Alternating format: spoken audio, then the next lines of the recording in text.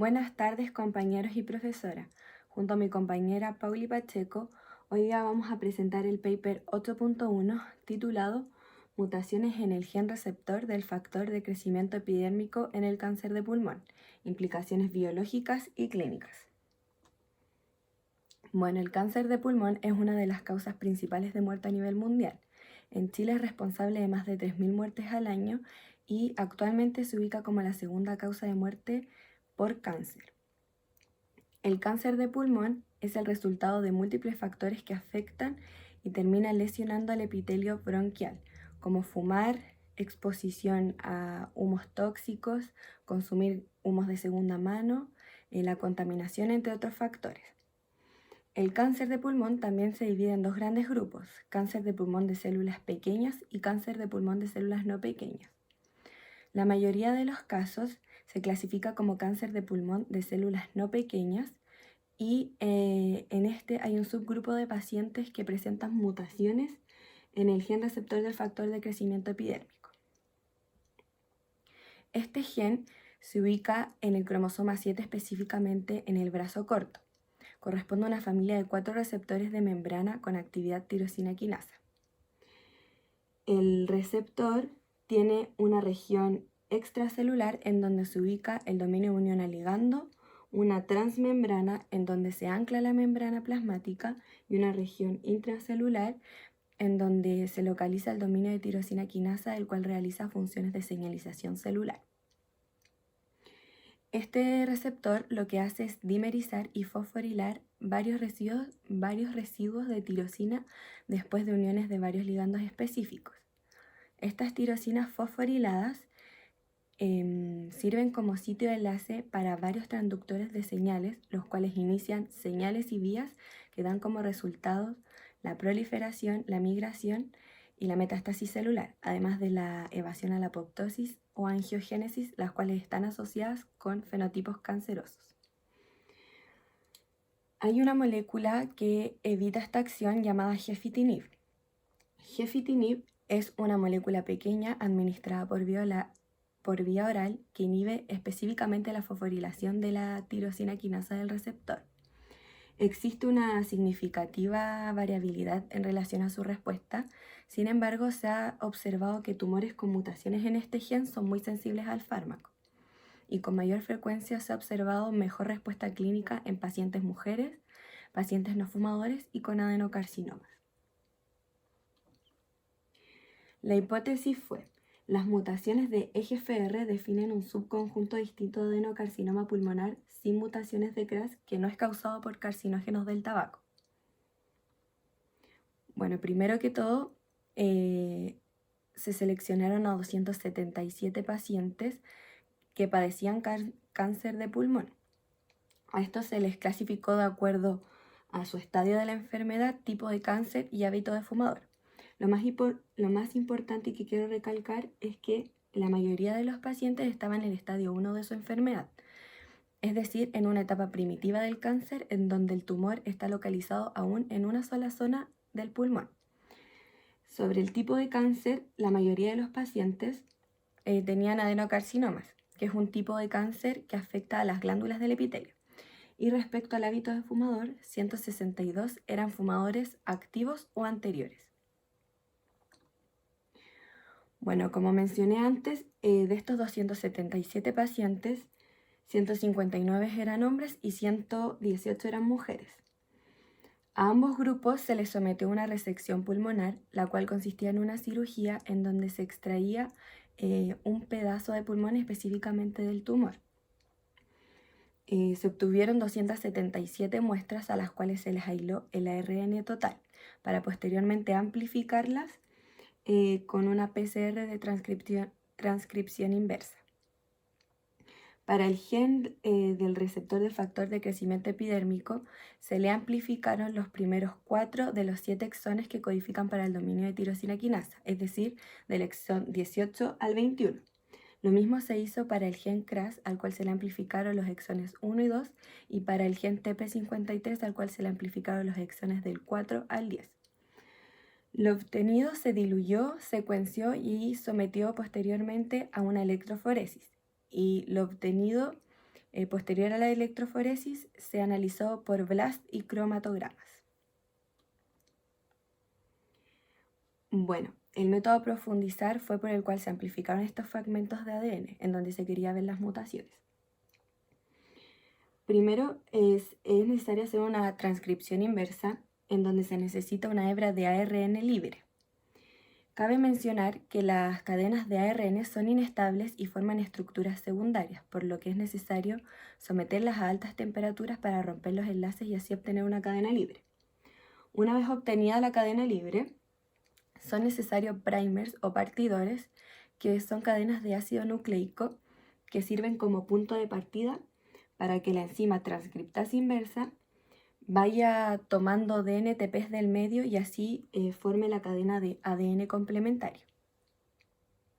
Una vez formada esta cadena, se realiza una PCR para amplificar un fragmento del ADN específico.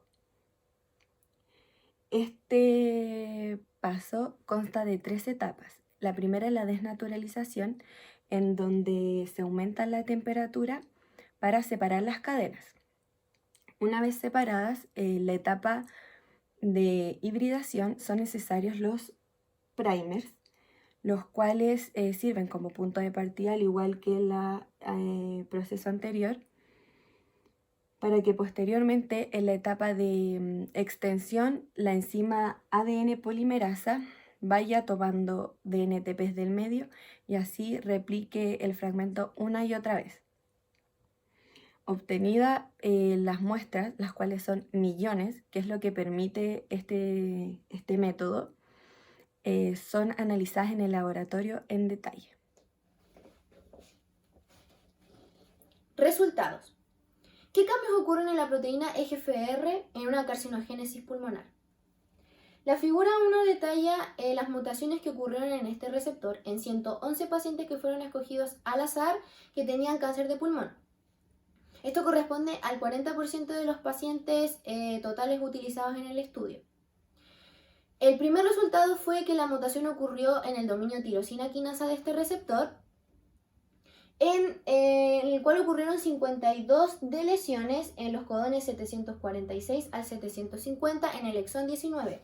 54 mutaciones fueron puntuales, de las 446 ocurrieron en el codón 858 en el exón 21 y 4 ocurrieron en el codón 719 en el exón 19. 5 fueron del tipo de duplicación e inserción que ocurrió mayoritariamente en el exón 20.